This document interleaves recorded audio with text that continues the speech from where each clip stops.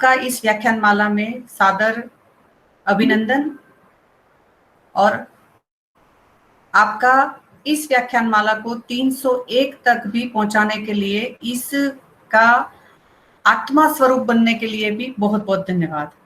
आज हम 301 व्याख्यान में आपके सामने उपस्थित है। आज हम सबसे पहले भगवान धन्वंतरि की वंदना करके अपने कार्यक्रम की शुरुआत करेंगे।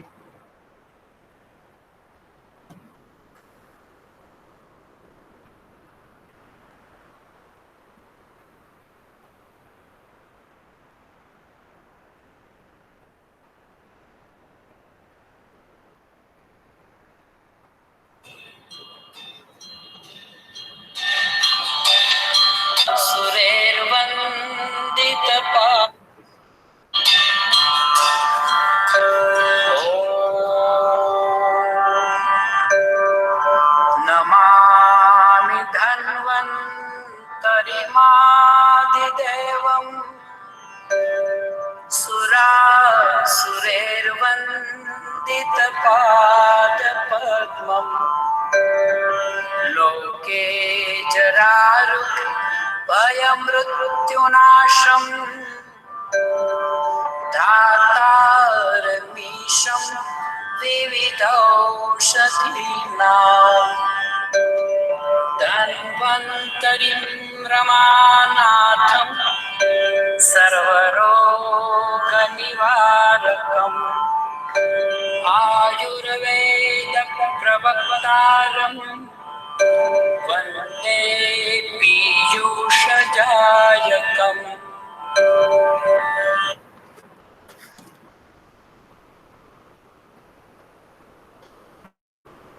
धन्वंतरि वंदना के अनंतर मैं आप सबको आज के व्याख्यान के हमारे मुख्य वक्ता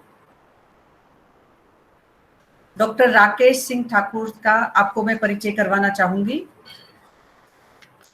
आप वर्तमान में राष्ट्रीय आयुर्वेद संस्थान डीम्ड टू बी यूनिवर्सिटी में लेक्चरर के पद पर कार्यरत है। इससे पूर्व भी आपने गवर्नमेंट कॉलेज रायपुर में अध्ययन अध्यापन कार्य किया है।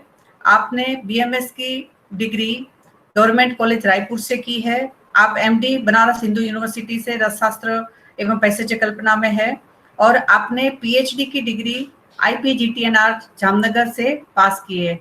आपने 19 से ज्यादा रिसर्च आर्टिकल आपके प्रकाशित हो चुके हैं। बहुत सारे सेमिनार्स और वर्कशॉप में आपने अपना महत्वपूर्ण योगदान अनेक पेपरों को प्रेजेंट करके किया है और आपके बहुत सारे रिसर्च आर्टिकल के साथ साथ आपकी एक आयुर्वेद के लिए बहुत बढ़िया आपकी भूमिका रही है, पढ़ने पढ़ाने के लिए भी।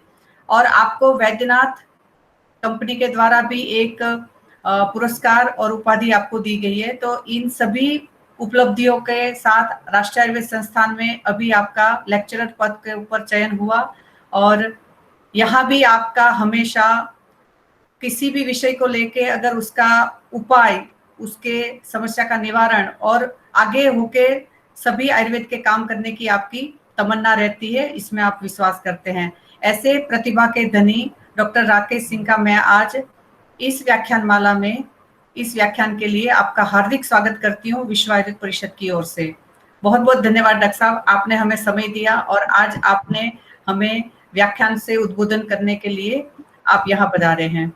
तो ज्यादा समय न लेते हुए मैं डॉक्टर राकेश सिंह से निवेदन करती हूँ कि सर आज का आपका व्याख्यान आप शुरू करें। बहुत बहुत धन्यवाद। Thank you madam. जी धन्यवाद। नमस्कार मैडम एवं सभी ऑनलाइन माध्यम से जुड़े हुए मेरे प्रिय आयुर्वेदिक साथियों, सभी को मेरा नमस्कार। विश्व आयुर्वेद परिषद के द्वारा एक ऑनलाइन लेक्चर सीरीज का प्रारंभ करना ही अपने आप में एक आयुर्वेद के प्रति समर्पण दिखाता है।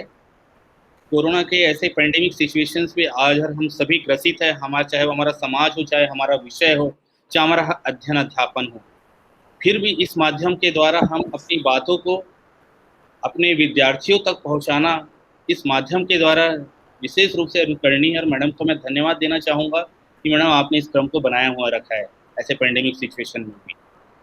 तो मैं अपना उद्बोधन, आज का जो गेस्ट लेक्चर है, स्टार्ट करते हैं हम।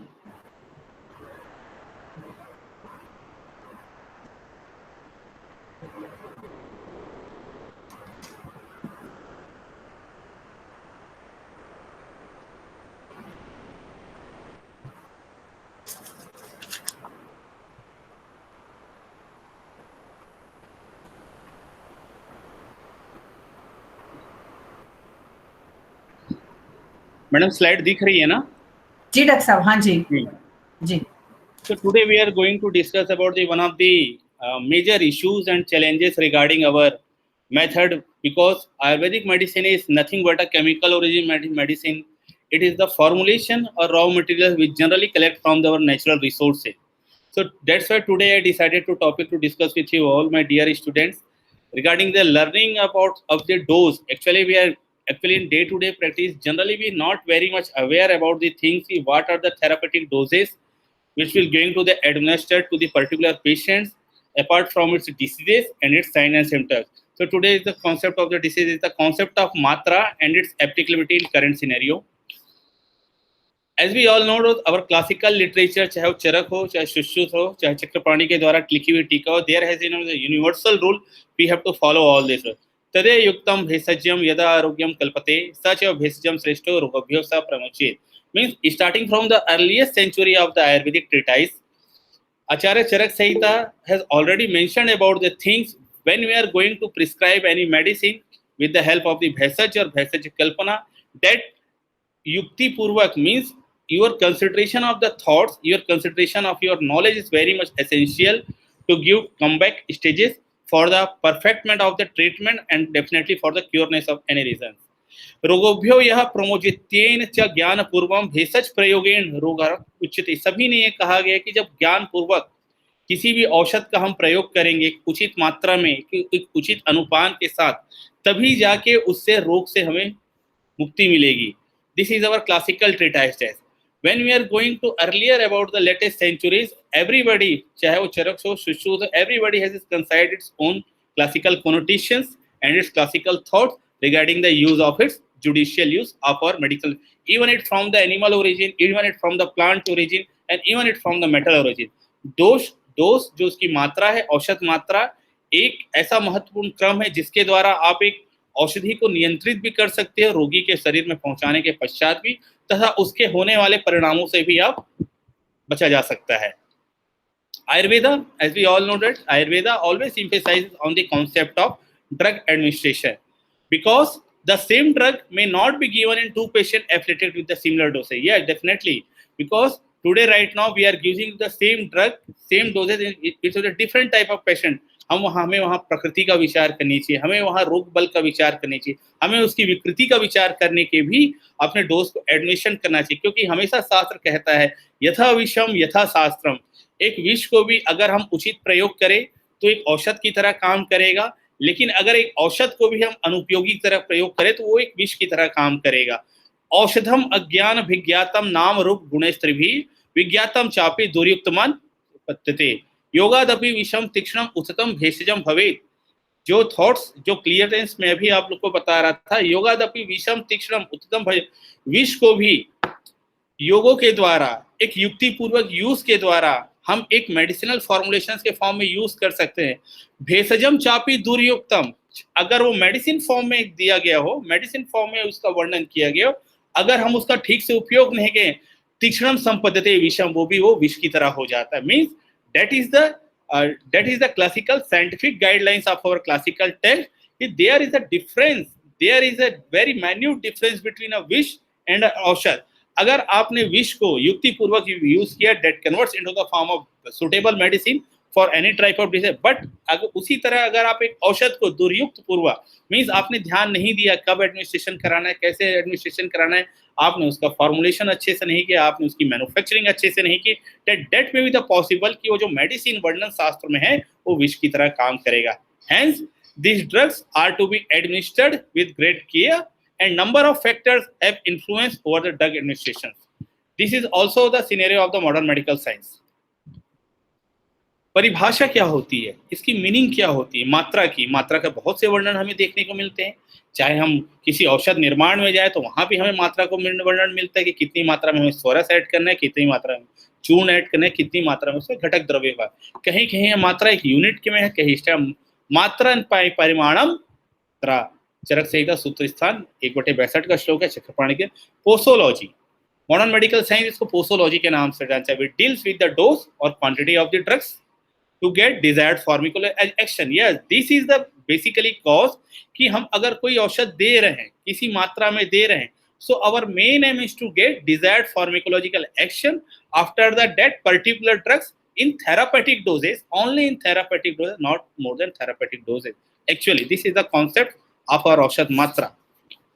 मात्रा क्यों जरूरी है आज, मात्रा क्यों चर्चा का विषय है? बिकॉज मात्रा के कारण there are so many type of different कल्पना ओरिजिन इन आवर नेचर।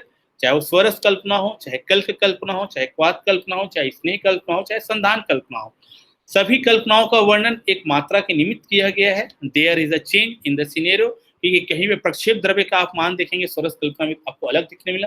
प्रक्षेप द्रव्य means a type of drug generally with added during the manufacturing process of the any formulation or at the end of the final stage of the formulation।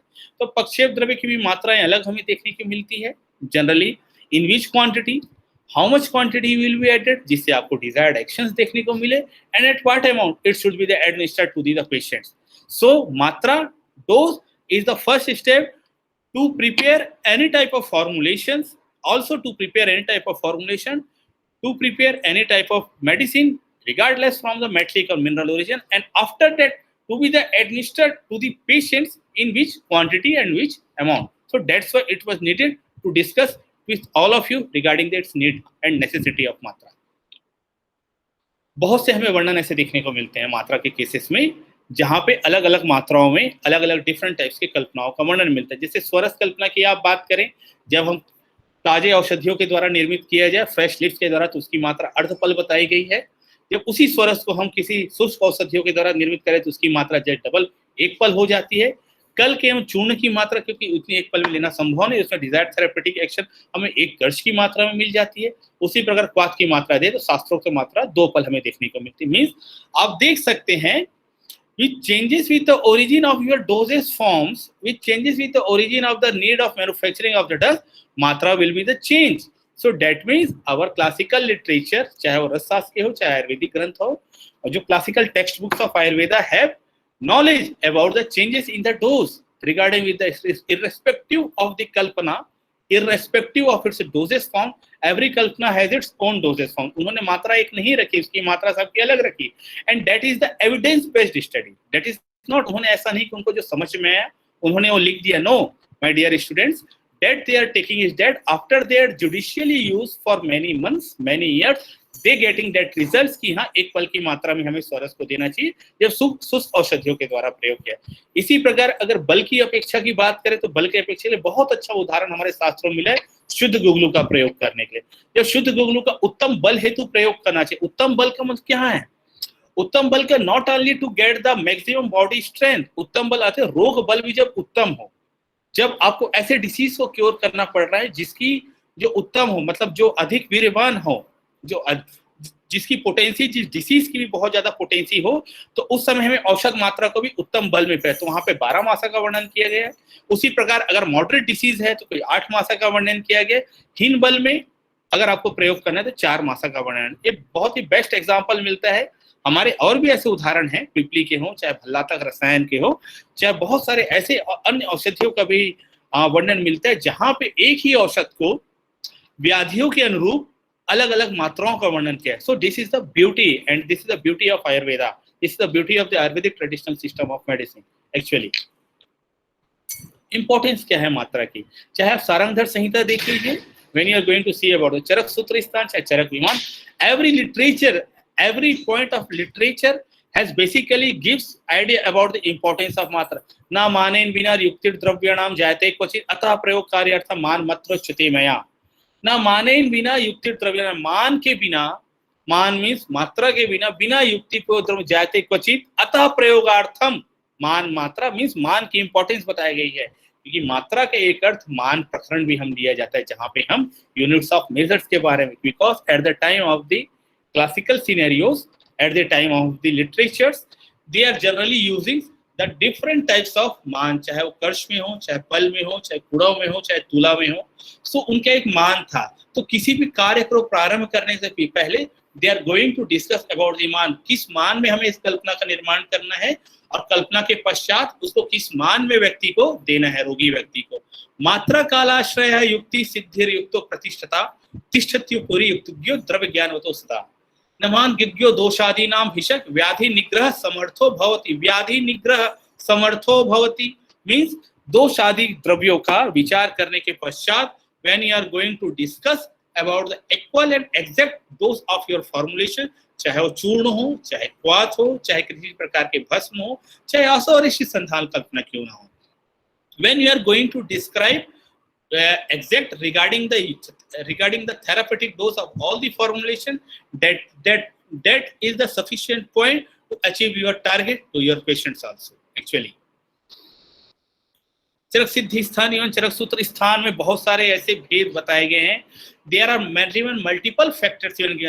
दोष भेषज देश काल बल शरीर आहार सातम्य सत्य प्रकृति व्यय means all these things are responsible to change the therapeutic dose as persons to persons actually. Even this is the concept of the modern medical science also. Actually we can not say that कि अश्वगंधा चूर्ण मेरे लिए अगर 3 ग्राम की मात्रा sufficient है तो मेरे साथी के लिए भी 3 ग्राम की मात्रा सफिशिएंट होगी। No my dear friends, every body constitution is different in nature.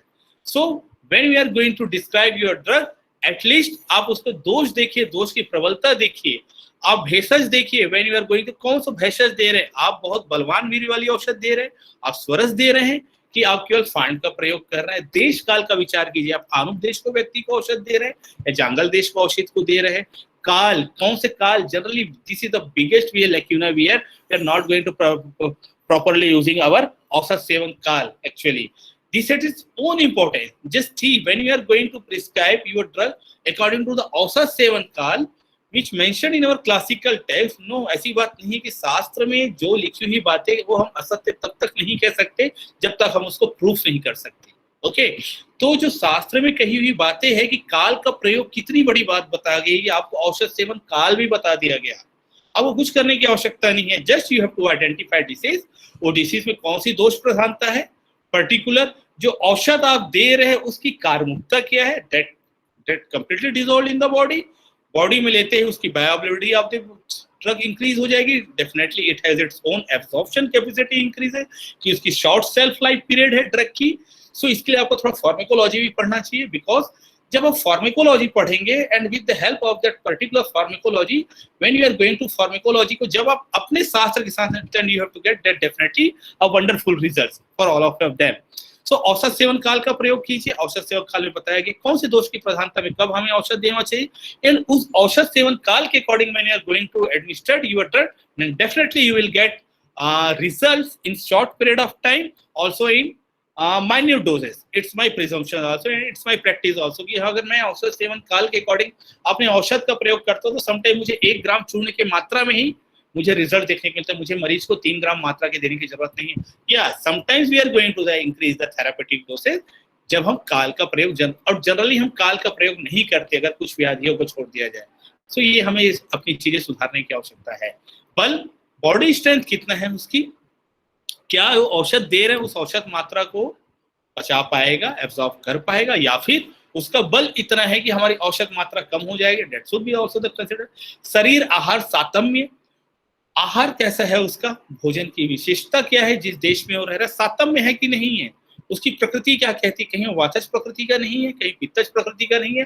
पित्तज प्रकृति के होने के कारण जो जितने विष द्रव्य है उसको हमें बहुत ही विचार पूर्वक एडमिनिस्टर करना चाहिए। उसकी सातम्यता क्या है, उसकी सत्व क्या है।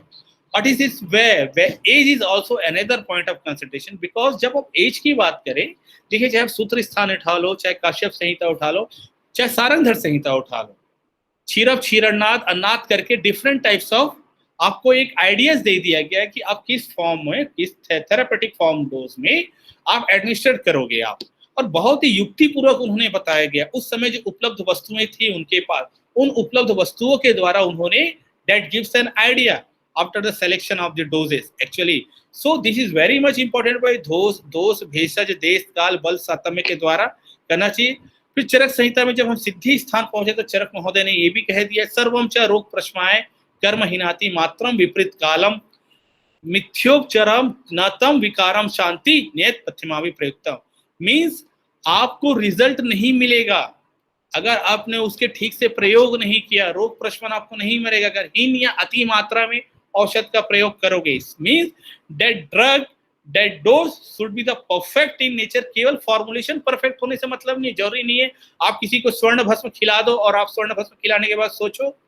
जनरली ये देखने को मिला कोविड सिचुएशन में, everybody want to consume the different type of metallic preparation, चाहे उसको किसी फ्रेंड ने बताया, कहीं से इंफॉर्मेशन, वो स्वर्ण भस्म लिए जा रहा है या स्वर्ण वसंत मालती रस लिए जा रहे हैं या दूसरे स्वर्ण के कल्प। No, that should be in the perfect dose actually. When you are going to the perfect dose then definitely you will get results. क्योंकि शास्त्र भी आपको कहते हैं भाई हीन या अति मात्रा से आपको विपरीत लक्षण भी मिल सकते हैं, मीन्स कॉम्प्लिकेशंस भी हो सकते हैं। जरूरी नहीं है कि आप डिसीज ठीक करो, डिसीज ठीक हो गया तो हो सकता है डिसीज के साथ दूसरे कॉम्प्लिकेशंस भी स्टार्ट हो गए तो और भी भयानक रूप ले लेगा फिर। Hence, मात्रा is the first step of पूर्व कर्म of any Kalpana. Any Kalpana means आप एक प्रिस्क्रिप्शन दी पेशेंट्स को देते हैं तो भी एक कल्पना होती है आपकी। This is also पूर्व कर्म has a role in treatment. It is one of the stone of building of successful treatment actually. मात्रा है स्पेशल कल्पना एक्चुअली। तनि उपस्थित दोषाणाम स्नेह स्वेदे पंचकर्म के कंटेक्स्ट में आया है कि पंचकर्म की जब हम डिफरेंट टाइप ऑफ प्रोसेशन करते हैं, स्नेहन है, स्वेदन है, वमन है, विरेचन है या फिर दो बोध टाइप्स की वस्तियां हैं, उनका जब हम प्रयोग करते हैं नस्यार्थ में तो वहां पे has its own therapeutic uses, has its own therapeutic dose administration, has its own different pharmacological actions actually।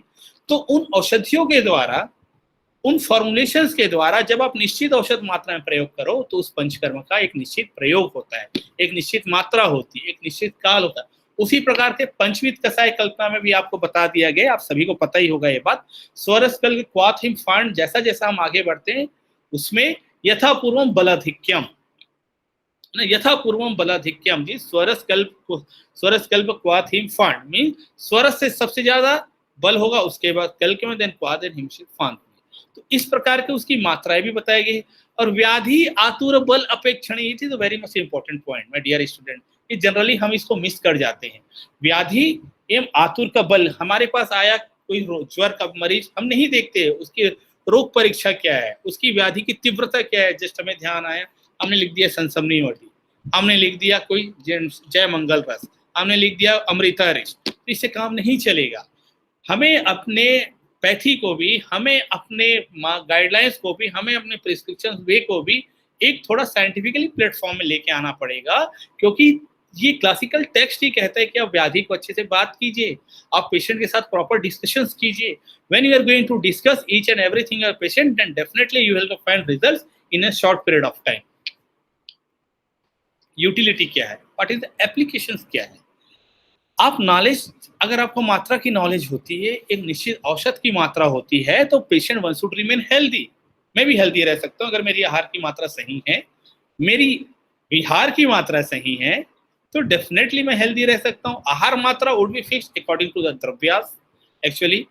औषध is also taken in proper मात्रा to cure diseases, otherwise it increases the disease और may produce complication. जैसे मैं पहले भी आपसे बात कर रहा था, अगर आपने औषध मात्रा का ध्यान नहीं दिया, व्याधुर आतुर बल अपेक्षित नहीं किया, या फिर आपने हीन या अति मात्रा में औषध का प्रयोग किया, तो जरूरी नहीं है जिस व्याधि के लिए आप दे रहे हैं वो क्योर हो सकता है वो डिफरेंट कॉम्प्लिकेशंस भी लेके आए।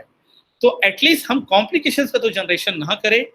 ठीक है, एक व्याधि का ठीक होना नहीं होना बहुत सारी चीजों पे निर्भर करता है औषध के, बट एटलीस्ट और फर्स्ट इमेशन not to generate any type of other complication. यार ऑलरेडी वो परेशान है वो मरीज, फिर हम अदर उसको कॉम्प्लिकेशंस क्यों दें।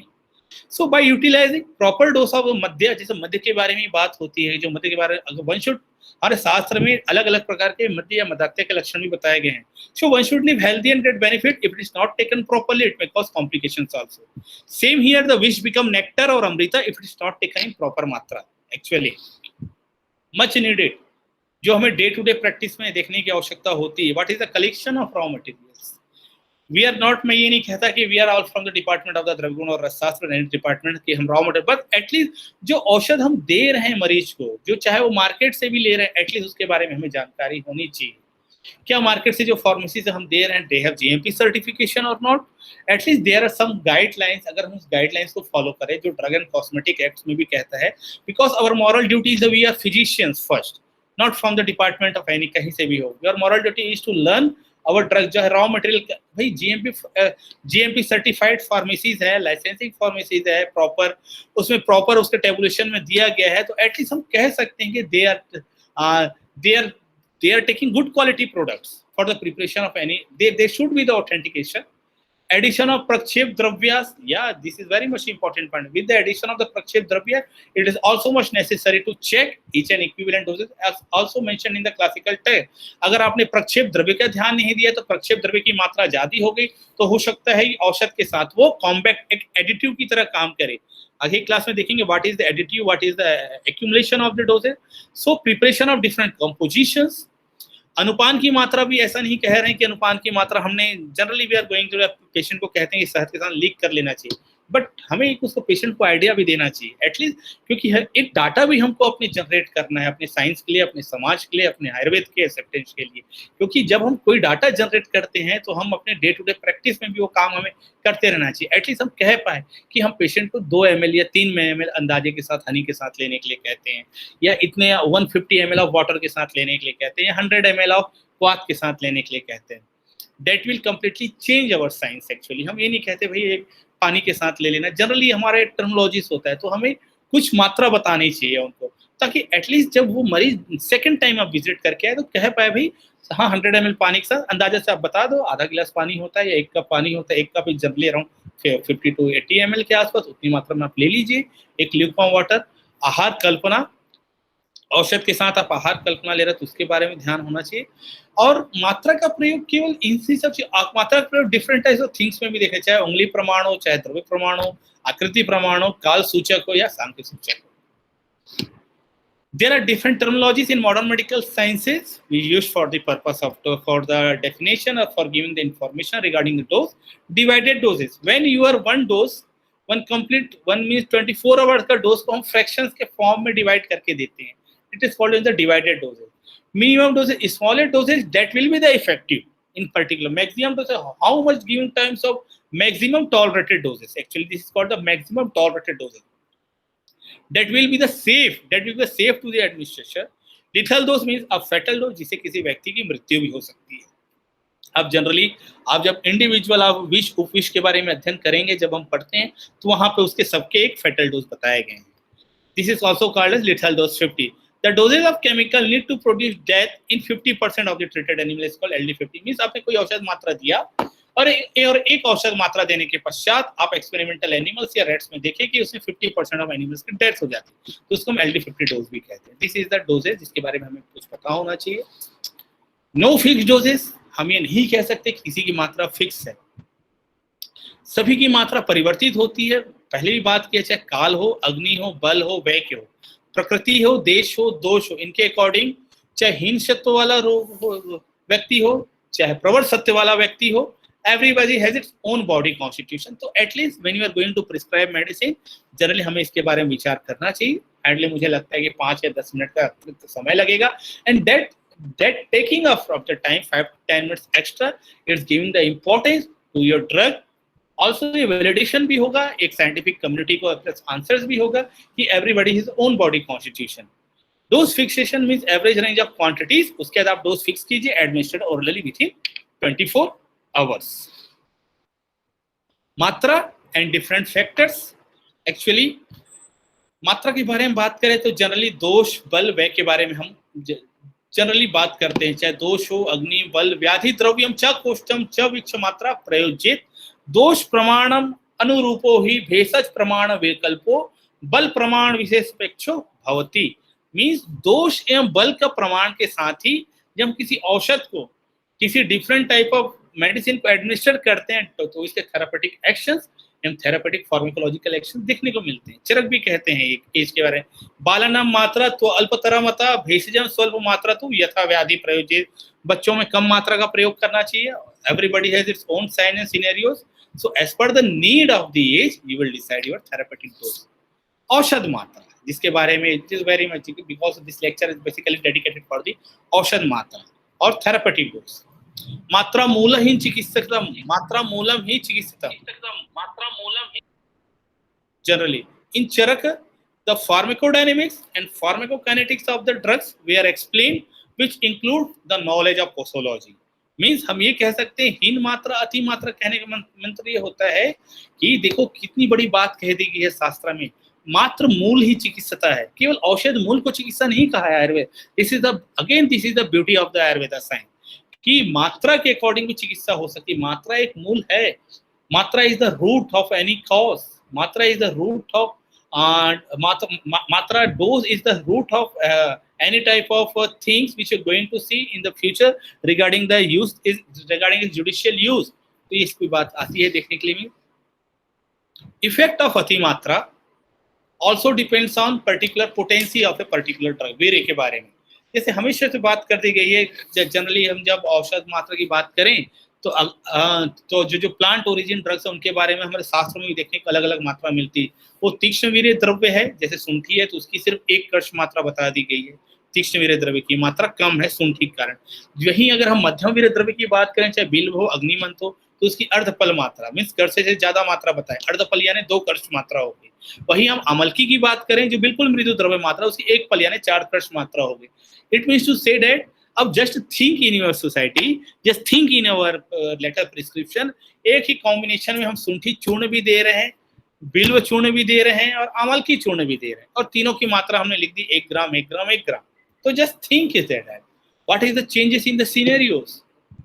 शुंठी की मात्रा तो हो सकती है यहाँ ज्यादा हो गई या तो अमलकी की मात्रा कम हो गई, तो आपको ये विचार करना होगा। At least when we are going to prescribe your drug as a single drug origin, at least आपको तीक्ष्ण वीर्य, मध्यम वीर्य, मृदु वीर्य के बारे में करना चाहिए, चर्चा में लाना चाहिए डिस्कशंस में, because it is very much necessary. And कुछ औषधियों के बारे में कह दिया गया है कि भाई इसको लंबे समय तक नहीं देना है, जैसे पिपली, क्षार एंड लवण।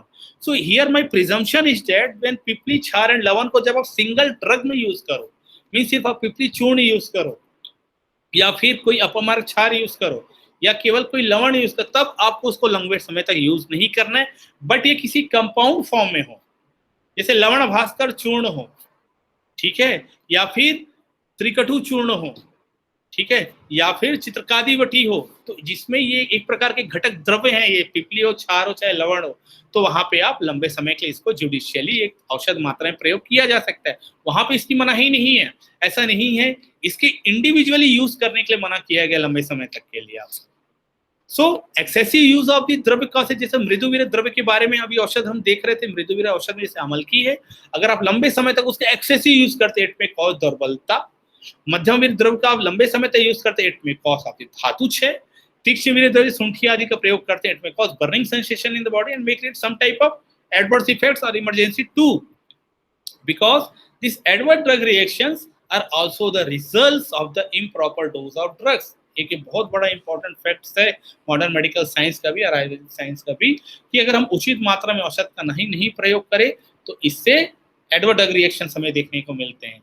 एंड रिपीटेडली लार्जर डोज में that it may cause some type of toxicity too, like high dose of the भल्लातक, शोधित भल्लाता even cause a skin restriction burning in the body.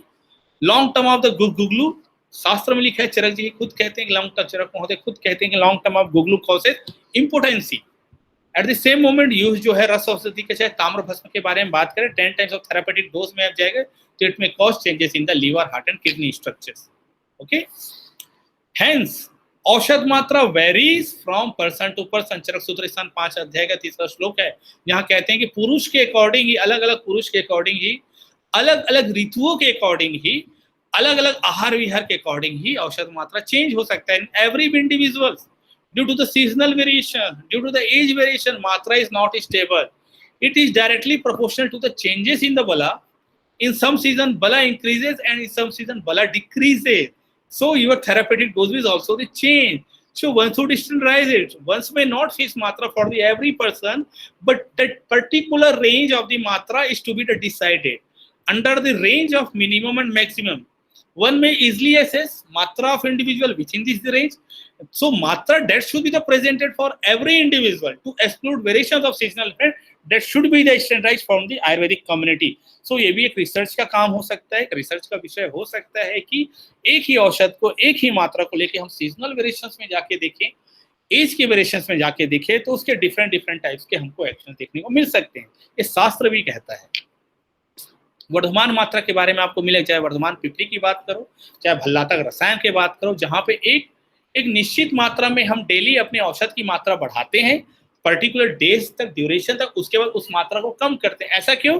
Because that particular drug reaction हम देखना चाहते हैं कि maximum dose में ड्रग का रिएक्शंस क्या होंगे actually, and also to see about the what are the making the changes in the biological platform ready to assimilate the greater doses of the same drug gradually actually, and also to avoid the dependency or withdrawal symptoms, क्योंकि हम एक निश्चित मात्रा में बढ़ाते हैं और निश्चित मात्रा में उसको कम करते हैं तो withdrawal symptoms भी हमें देखने को नहीं मिलते। These all points are taken from the modern medical sciences actually, and gradual increase of the dose may reach the deeper tissues also in due course of time। जब आप एक निश्चित मात्रा में किसी औषध का प्रयोग करते रहेंगे, परपटी कल्प की ही बात देख लीजिए। परपटी कल्प जनरली आप देखिए तो जीआईटी डिसऑर्डर्स में ग्रहणी में उसका बहुत आयत प्रयोग किया जाता है। तो वहां भी परपटी कल्प का प्रयोग ऐसे व्याधियों के लिए बताया दिया गया जो सामान्य औषधों से नहीं ठीक होते। एक निश्चित मात्रा में उसको बढ़ाया जाता है, एक निश्चित मात्रा कम किया जाता है, जबकि परपटी कल्प विशेष रूप से शोधित पारक एवं शोधित गंधक के द्वारा निर्मित औषधि होती है, जैसे आपको भी पता है। आहार मात्रा। So, Charak describes the quantity of food shall be fixed according to every individual, चाहे सर्वग्रह हो चाहे परिग्रह हो। चक्रपाणी ने भी चाहे अन्न की मात्रा बताई हो, चाहे सुख की मात्रा बताई, मांस की मात्रा बताई, सबकी एक अलग अलग मात्रा बता दी गई। There are some factors as per the modern medical sciences। ये this all are factors also described in our different, जितने अभी हम कुछ श्लोक देखे नहीं मुझे लग रहा है कि 11 से 12 हमने कुछ क्लासिकल वर्ड्स देखा है, श्लोक्स देखा है। सो एवरी क्लासिकल वर्ड्स है, एवरी क्लासिकल श्लोक्स में भी ये बात आ गई, चाहे एज हो, चाहे सेक्स हो, चाहे बॉडी वेट हो, route time, environmental condition, emotional status of the patient also needs to adjust the dose. कहीं वो मनोदेहिक विकार से तो प्रेरित नहीं है, या उसको कुछ ऐसे मानसिक तनाव से तो ग्रसित नहीं है, जो औषध मात्रा दे रहे हैं वो कहीं उसको हैम्पर तो नहीं करेगा, काम करेगा कि नहीं।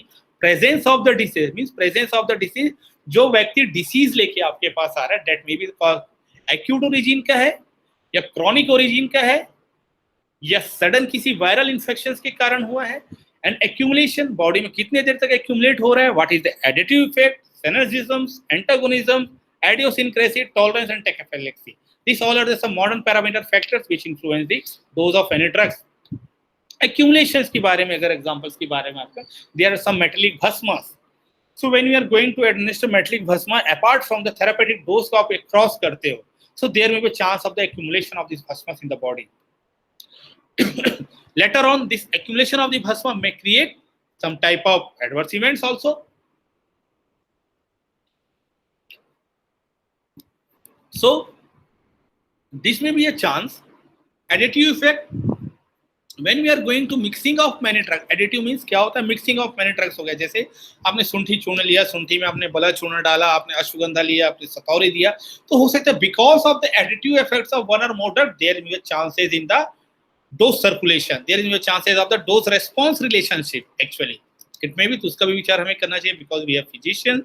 synergism effects, जनरली जितने हमारे औषध द्रव्य हैं, चाहे सीतोपलादी चूर्ण हो, तालेशादी चूर्ण हो, चाहे आपका च्यवनप्राश हो या कोई और, everybody has its own synergistic actions, because when we are going to administer any compound formulation, कोई एक औषध उसमें काम नहीं करता, there is a catalyst action of कोई किसी की मदद करता है। जैसे आप रसस की औषधियों की बात करें तो पारद गंधक, जितने रस औषधियां हैं वहां पे पारद के साथ गंधक आपको मिलता है, because even purified mercury single alone not doing anything to the body।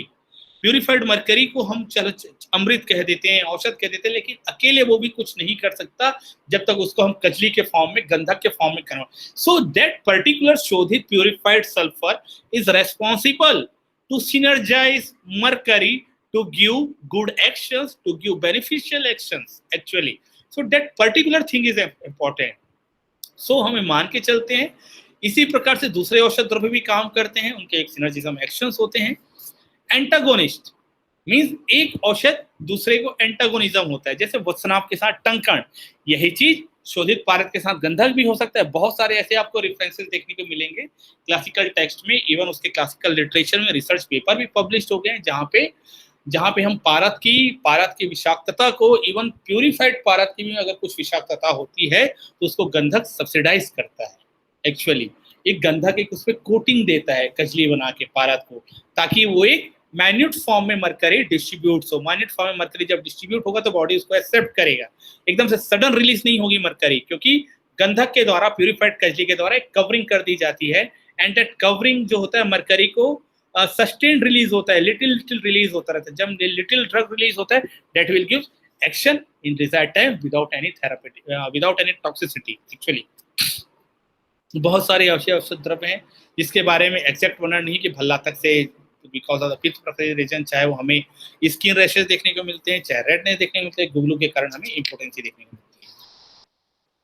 Tolerance, smokers and alcoholics, because all this are panchakarma therapeutic treatments. Internal relations के द्वारा हम देखा जाता है पंचकर्म में मेडिकेटेड ऑयल या घृत कल्पना का प्रयोग किया जाता है। It is administered to the patient for maximum 7 days। Actually tachyphylaxis के बारे में बात, tachyphylaxis is a very important drug. It's generally used in day to day practice in modern medical sciences. Actually it refers to rapid development of tolerance when doses of a drug repeated in quick succession results in marked reduction in response। जब आप एक particular औषध को बार बार उसी मात्रा में दो तो हमें रेस्पॉन्स उसने देखने को नहीं मिलता, तो उसको टेफेलेक्सिस को डिफाइन।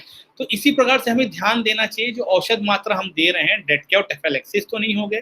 पर्टिकुलर अगर हमने अश्वगंधा चूर्ण को 2 ग्राम मात्रा में 1 महीना, 2 महीना, 6 महीने दिए तो क्या उसके डोज रेस्पॉन्स रिलेशनशिप में कम आ रहे हैं? क्या हम उसकी मात्रा को घटानी चाहिए? क्या ये औषध को किसी दूसरे फॉर्म में प्रयोग करना चाहिए? That may be the point of consideration for all of you. Second one is the cumulative doses। ये बहुत अच्छा इंपॉर्टेंट पॉइंट है, तो जनरली हम इसको इतना ध्यान से नहीं देखते हैं, नहीं पढ़ते हैं regarding its uses। Cumulative dose is the sum of all administered dose। all administered dose में से मीन्स कोई मरीज आपके पास आया और आपने अपने पेशेंट्स को 15 दिन की औषध दी, तो आपको पता होना चाहिए 15 दिन में एक पर्टिकुलर औषध की कितनी मात्रा जा रही है उसको। That should be also works। It means an increase in quantity, degree or force as a result of successful। Even Ayurveda प्रकाश जो है क्लासिकल टेक्स्ट बुक है, ऑथेंटिक टेक्स्ट बुक है रसशास्त्र की, जो स्वर्ण भस्म की क्यूमुलेटिव डोज बताती है कि स्वर्ण भस्म की मैक्सिमम इतने दिन में कितनी मात्रा जानी चाहिए। स्वर्ण भस्म के कंटेक्स्ट में उन्होंने कहा है कि प्रथम दिन आप 1 यौ के मात्रा में दो, 1 यौ अराउंड 31.25 mg होता है। दूसरे दिन आप फिर से 1 यौ दो, तो आपकी मात्रा मतलब 1 यौ आप डेली बढ़ाते जाएं, और 1 यौ जब आप डेली बढ़ाते जाएंगे, जिसमें दूसरे दिन फिर आपने 1 यौ दिया, तीसरे दिन फिर 1 यौ दिया, तो डेली आपने 1 यौ की मात्रा दी। 1 यौ की मात्रा जब आप 32 दिन तक देते हैं कंटिन्यू, मीन डेली आप 31.25 mg ऑफ स्वर्ण भस्म देते हैं, तो 32 डेज में वो 1000 mg चले जाता है उसके। तो ये क्यूमुलेटिव डोज है स्वर्ण भस्म का as per the Ayurveda Prakash. So see the scientific contribution of our classical text. कितनी बड़ी बात है, उन्होंने इतनी बड़ी बात हमें एक आइडिया देके दे दी गई है कि अब 1 ग्राम की मात्रा तक पहुंचे स्वर्ण भस्म में। ये मात्रा बता दी स्वर्ण भस्म। जब उन्होंने रजत एवं ताम्र भस्म की क्यूमुलेटिव डोज के बारे में बात की गई तो उन्होंने 2 गुना कहा है इसको, मीन्स 2 ग्राम हो जाती। और उन्होंने 1 यौ नहीं कहा, डेली आपको उसको 2 यौ देना है, मीन्स डेली आपको उसमें 62.5 mg आप देना है। अब वही जब नागभंग यशत के बारे में उन्होंने बात किया तो 3 गुना क्या है, 3 ग्राम आ गई। So my dear students, it is very much scientific contribution of our classical text कि इतनी अच्छी बातें, इतनी विचार पूर्वक बातें हमें देगी, और जनरली इसको हम अपने साइंस के थेरापेटिक डोजेस के फॉर्म में हम नहीं ले पाते हैं कि जनरली हमें 1 यौ की मात्रा में जाना है और तब तक जाना है जब तक वो 1 ग्राम। This is the cumulative dose of this स्वर्ण भस्म। सारंगधर संहिता की जब हम आड्यमल टीका पढ़ेंगे तो वहां पे भी इसके बारे में लिखा गया है, therapeutic dose and cumulative dose. वहां पे 2 यौ बताया गया, आयुर्वेद प्रकाश 1 यौ की मात्रा की गई, बट वहीं पे सारंगधर संहिता के आद्यमल टीका में 2 यौ की मात्रा दी गई। बट उन्होंने मैक्सिमम क्यूमुलेटिव डोज उन्होंने भी सारंगधर संहिता ने 1 ग्राम की गई। तो यहाँ पे हम कितने दिनों में पहुंचेंगे? यहाँ हम 16 दिनों में उस औषध मात्रा को पहुंच जाएंगे। सेम आयुर्वेद प्रकाश के बारे में बात करें, आयुर्वेद प्रकाश के बारे में एक और हमें एक बहुत अच्छी चीज देखने को मिलती है, that is the maximum daily therapeutic dose. Daily therapeutic dose of any भस्मास इज 125 mg। डेली अगर आपको देना है सामान्य मात्रा, whereas it's cumulative dose is 9 रत्ती, 1125 mg से ज्यादा आपको 1 स्टेज ऑफ द मेडिसिन नहीं देना चाहिए. This is the recommendation. This appears to the dose of the स्वर्ण भस्म टू बी यूज्ड एज रसायन purpose. So this is a very much good concept given by the classical literature of the रसशास्त्र, especially कि उन्होंने एक cumulative dose एक भस्म के बारे में बता दी. भाई आपको 1 ग्राम तक जाना है, चाहे आप 16 दिन में पहुंचे चाहे 32 दिन में पहुंचे. रजत एवं ताम्र में आपको 2 गुना जाना है, लौह नागवंग यशत में आपको 3 गुना जाना है. Loading doses right now because of the severe pandemic situation due to the COVID cases, a loading dose is typically administered at the time of initiation of severe diseases, any severe signs of symptoms, as a means of quickly achieving a serum concentration actually that provides effective relief in short duration of time. Generally loading dose के बारे में हमें concept नहीं मिला, but we had generally I attended many lectures, चाहे गुजरात के faculties हो, चाहे वो practitioners हो, चाहे वो आंध्रा के हो, चाहे different केरला के हो. At this pandemic situation उन्होंने एक लोडिंग डोज दिया पेशेंट्स को, और जिसे कोई हार्मफुल इफेक्ट्स भी देखने को नहीं मिला. It's very much interesting. जैसे उन्होंने श्वास कुठार रस को ब्रोंकियल अस्थमा में लोडिंग डोज है. श्वास कुठार रस की अगर उन्होंने मात्रा कह दी गई कि 2 रत्ती की मात्रा है 250 mg, सुबह शाम एक गोली देना है, तो उन्होंने पर डे 6 to 8 टैबलेट्स देते हुए उन्हें रिजल्ट दिखा. बट उन्होंने लॉन्ग ड्यूरेशन में नहीं दिया. That give effective relief in short duration of time. But यहाँ पे आपको ध्यान देना पड़ेगा, शॉर्ट ड्यूरेशन ऑफ टाइम का मतलब ये है अगर रोग का बल उतना नहीं है, अगर वो इतना पैंडेमिक नहीं है, लाइक कोविड केसेस में श्वास का चिंतामणि को रस को भी हायर डोज में देते हुए देखा गया, पर डे 500 mg इवन 1 ग्राम तक भी देते हुए देखा गया. बिकॉज जब पेशेंट का ऑक्सीजन सेचुरेशन इतना ज्यादा कम हो जाता था तो हमें वहां पे अपने औषध को लोडिंग डोज के में देना पड़ता था बेसिकली. और अगर आपको सामान्य औषध मात्रा में आप उस समय देते, you are not getting the result, तो आपको लोडिंग डोज में समटाइम्स अपने औषध, that loading dose is generally not mentioned but it is mentioned in the modern medical science. So by judicially use आप उसके ब्लड प्रेशर को monitor करके, उसके बॉडी फिजिक को मॉनिटर्स करके सारे आप उसको अपने ऑब्जर्वेशन में रख के देखिए, you will get definitely result in 24 days. जब आपको एक ऑक्सीजन लेवल थोड़ा मेंटेन होने लगा या आपको लगा कि पेशेंट थोड़ा रिलीफ होने लगा, आप उसको औषध मात्रा में कन्वर्ट कर दीजिए औषध को. बेसिकली त्रिभुवन कीर्ति रस को भी मैंने देखा है कि हाई ग्रेड फीवर में 2 टैबलेट TDS 3 टैबलेट TDS तक के जाते हुए दिखा है. You will get results in single day without any causing side effects and adverse effect. But यहाँ पे प्रकृति का जरूर विचार होना चाहिए, आहार का जरूर विचार होना चाहिए, व्यक्ति के सातम्य का जरूर विचार. Then definitely you will get excellent results even in short duration of time with the use of the rush of these two. Conclusion of my today presentation is all noted that the effect of a dose of a drug of an individual is difficult to predict as it depends on several very different parameters. The level of tolerance, the subject status of the health, and the history of drug administration is necessary before selection of any dose. Classical thoughts is very much necessary before selection of dose of any drugs. Rogabal and Rogibal need to evaluate deeply before making combination and formulation of any drugs. In context of the Ayurvedic medication, need to analyze its compositions, nature, toxic herbs, metals, minerals, anupan, and apathya during making prescription to avoid medical errors or adverse drug reaction. By taking all these things judicially, we are going to say that even Ayurvedic medication in well therapeutic dose, in well judicial dose, it also gives action in short period of time. Once again, thank you to all of you for your patience, listening, and cooperation. I deeply acknowledge to the Vishwa Ayurveda Parishad NIR Jaipur for giving opportunity to share my thoughts and views. And especially I thank to Dr. Hetal Dave Madam, Associate Professor from Department of Stri Roga and Prasootitran, NIR Jaipur, for giving an opportunity to share my thoughts and views to all of you. Thank you very much.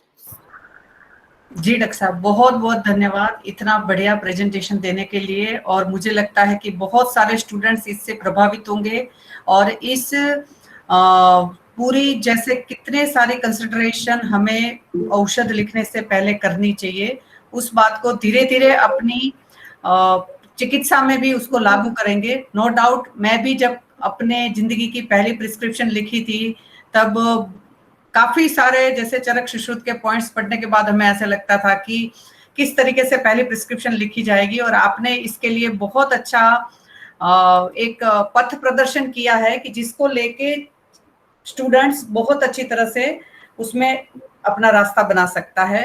और बहुत सारे students को ये भी पता चला होगा कि जो अभी BMS सेकेंड ईयर में है, थर्ड ईयर में है, कि कितनी सारे पॉइंट्स को सामने रखकर आचार्यों ने पुरुषम पुरुषम वीक्ष्य की बात को साबित किया है। और इसीलिए मुझे बहुत बार ऐसा होता है कि जैसे औषध ने काम नहीं किया तो जैसे औषध कम मात्रा में गई है, और औषध जब ज्यादा है तभी साइड इफेक्ट होता है। मैं बहुत बार ऐसे सोचती हूँ कि अगर एलोपैथी पीपल्स, मॉडर्न साइंस को अगर हमारी असेसमेंट मेथड पता चल जाए ना ढंग से, वो समझे इसको, तो मुझे लगता है कि मॉडर्न की एक भी दवाई से साइड इफेक्ट नहीं आएगा कि ब्लर विजन होती है, डिजीनेस होती है, ये होता है, क्योंकि वो औषध ज्यादा है। एज पर अवर कॉन्सेप्ट वो औषध ज्यादा है, चाहे वो भले 1 मिलीग्राम है मगर फिर भी ज्यादा है। तो इस तरीके से हम हमारी जो मेथड है, मीन्स ऐसा नहीं है कि भाई जैसे हमारी साइंस है और मैं आयुर्वेद से हूँ इसलिए इसका हम प्रेस कर रहे हैं, मगर वो सच में यूनिवर्सल है और वो कहीं भी सरलता से अप्लाई भी हो सकती है। तो डॉक्टर साहब, विश्व आयुर्वेद परिषद की ओर से आपका बहुत बहुत हृदय से धन्यवाद कि आप हमारे निवेदन पर यहाँ आए और आपने इस ज्ञान रूपी यज्ञ में आज पार्टिसिपेट किया और हमें बहुत अच्छे ज्ञान से लाभान्वित किया। आप हमारे ओपनिंग बैट्समैन है 301 मानी। 201 डॉक्टर दुर्गावती जी से मैंने ओपनिंग करवाई थी, तो सक्सेसफुली हमने 100 कवर कर लिए। तो आज आप हमारे ओपनिंग बैट्समैन हैं और बस अब सहवाग की तरह आपने शुरू कर दिया है, तो हम धड़ाधड़ आगे ऐसे 400 तक पहुंच जाएंगे। बहुत बहुत धन्यवाद। धन्यवाद जी। किसी स्टूडेंट्स का कोई क्वेश्चन है तो एक मिनट साहब, इसमें बहुत सारे लोगों ने सर बहुत बढ़िया है, नाइस लेक्चर है, ऐसे और लेक्चर्स होने चाहिए, यही बताया है। किसी बच्चे ने कुछ प्रश्न नहीं पूछा है, किसी को पूछना है तो अभी भी अनम्यूट करके आप पूछ सकते हैं। है नहीं सर, आपने बहुत अच्छी प्रेजेंटेशन की है। मैं डॉक्टर अर्जुन सर को निवेदन करती हूँ कि आप हमारे आज के स्पीकर का धन्यवाद करें। डॉक्टर अर्जुन सिंह भाई साहब।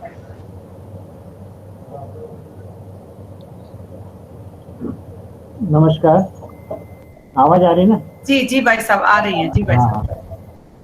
सर नमस्कार, कैसे हैं? हाँ नमस्कार, बढ़िया है। राकेश जी ने आज बहुत ही अच्छा अपना लेक्चर दिया, और ये मात्रा की बात है। मात्रा हर जगह आवश्यक है, हमें चाहे आहार हो, विहार हो, औषध हो। तो राकेश जी ने इस साइंटिफिक वे से आयुर्वेद के जो भी डिफरेंट रेफरेंसेस है उसको एक कंपाइल करके मात्रा और मात्रा के बाद जो भी कॉम्प्लिकेशन होते हैं उसका हम डिफरेंट देश काल वैसे आदि तो डिफरेंट एस्पेक्ट फैक्टर्स हैं जो मात्रा के लिए आवश्यक हैं, जो इसका बहुत ही अच्छे ढंग से, सरल ढंग से समझाने का प्रयास किया और बहुत ही अच्छा लगा। मतलब आपका रुचिकर था, मैं भी थोड़े देर से ही आया, लेकिन बहुत ही अच्छी जो आपकी लेक्चर शैली है बहुत ही अच्छा था और प्रभावकारी था। तो मैं पहले आपको धन्यवाद देता हूँ और हेतल जी को विशेष रूप से बधाई देता हूँ, धन्यवाद देता हूँ कि आप ऐसे विषय को लेके आ रही हैं जो हमारे विद्यार्थियों को, आयुर्वेद के छात्रों को जानकारी मिल रही है और बहुत ही लाभ हो रहा है। तो आपका एक सतत प्रयास सदैव चलता रहे और आयुर्वेद निश्चय ही एक दिन अपना स्थान जो मिलना चाहिए वो मिलेगा, और इसके लिए हम सबको पूर्ण रूप से प्रयास करना चाहिए।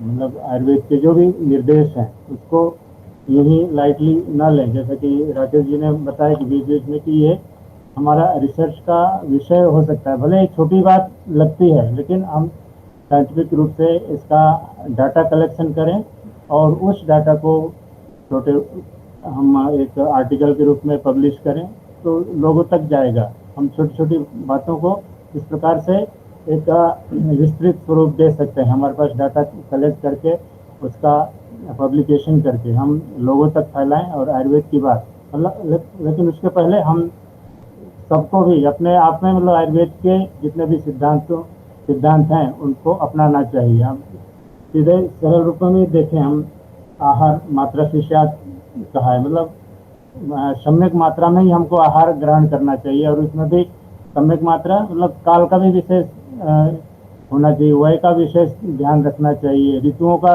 विशेष ध्यान रखना चाहिए। तो इस तरह से आहार के लिए तो है ही, लेकिन राकेश जी ने बहुत ही अच्छे ढंग से इस औषध मात्रा को विस्तृत रूप में हमारे सामने रखा। हमारे विद्यार्थियों को विशेष रूप से लाभ होगा, और इसका लाभ नहीं होगा, इसका प्रयोग पूर्ण रूप से पालन करेंगे।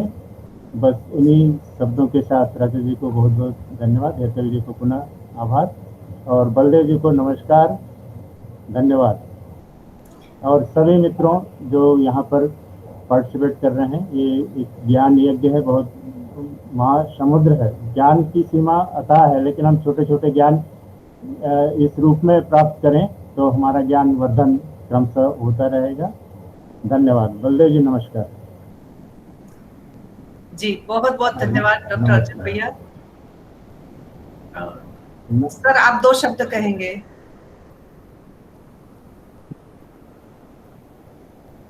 हेलो, किसको कहा? हाँ जी सर, आप ही से कि आप भी बहुत समय बाद मीटिंग को करते हुए आज कुछ विद्यार्थियों को भी संबोधित कर दीजिए सर। हाँ नहीं, चल मैं तो करता ही रहता हूँ। आज अपने साथ अनिल जी, हाँ अनिल जी बोलेंगे 2 शब्द ना। जी जी जी हाँ जी, बहुत बहुत धन्यवाद डॉक्टर अनिल जी। आपसे हम फिर से मुखातिब है 301 में भी कि आप हमारे स्टूडेंट्स को उत्साहपूर्वक आगे बढ़ने के लिए 2 शब्द कहिए सर। धन्यवाद हेतल जी, बहुत बहुत धन्यवाद। पहले तो मैं आज के जो मेरे ख्याल मुख्य वक्ता हमारे अर्जुन सिंह बघेल जी राकेश सिंह जी रहे। हम भले ही मीटिंग में थे, लेकिन हमारा इनका जो वक्तव्य था वो इतना सुंदर वक्तव्य था कि मीटिंग में होते हुए हमारा कान जो एक कान इनकी तरफ था, कंप्यूटर की तरफ था, तो निरंतर हम इनकी वाणी को सुन रहे थे, और बहुत ही प्रभावी इनका जो वक्तव्य था, उसके लिए मैं राकेश सिंह जी को बहुत बहुत बधाई देता हूं कि इतना सुंदर तरीके से, इतना आसानी, बल्कि जिसे कहते हैं ना, जो एक प्रेजेंटेशन होती है जो कि आदमी के व्यक्ति के सीधा दिमाग में घुसे, उस तरीके से आपने अपनी बात को रखा, उसके लिए आप बहुत बधाई के पात्र हैं। और बाकी जो हमारी बहन हेतल इस कार्यक्रम को कर रही हैं, वो हम सब जानते हैं कि आज मेरे ख्याल 301वां लेक्चर है, 300 लेक्चर हो चुके हैं। तो ये भी एक अजूबा है कि निरंतर 300 लेक्चरों का होना, आई थिंक मेरे ख्याल में शायद भगवान चाहे तो जल्दी से कहीं Guinness book of world record में भी आए कि एक व्यक्ति जो है निरंतर इस प्रकार से कार्य कर रहा है, तो ये धीरे धीरे कार्य जो है Guinness book of world record की तरफ मेरे ख्याल में बढ़ रहा है। और हमारे आज के जो विशिष्ट अतिथि हैं डॉक्टर अर्जुन सिंह जी बघेल, आपके बारे में भी मैं 1-2 बार शायद मिले भी हैं, लेकिन सुना है कि आपका भी जो एकेडमिक कैरियर है और जो आपका क्या कहते हैं कि वक्तव्य जो होता है, प्रेजेंटेशन जो होती है, बहुत बेहतर रहती है।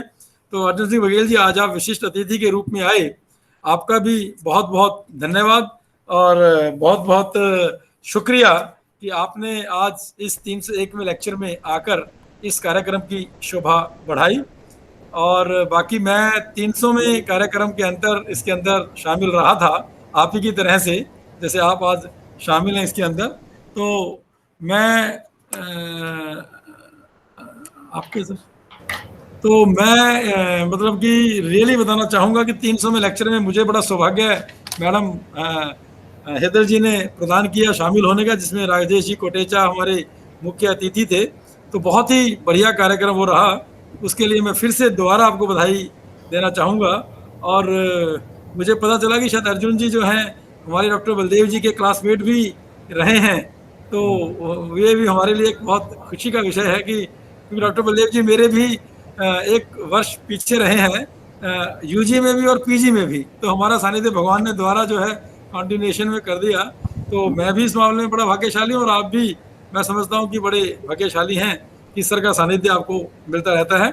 इन शब्दों के साथ मैं हेतल दवे को एक बार दोबारा धन्यवाद करते हुए अपनी वाणी को विराम दूंगा, और आप सभी को, जितने भी पार्टिसिपेंट्स इसमें जुड़े हैं, सभी को तहे दिल से हार्दिक बधाई कि भी आप लोग इस प्रकार से इतने अच्छे लेक्चर्स को घर बैठे बैठे सुन रहे हैं।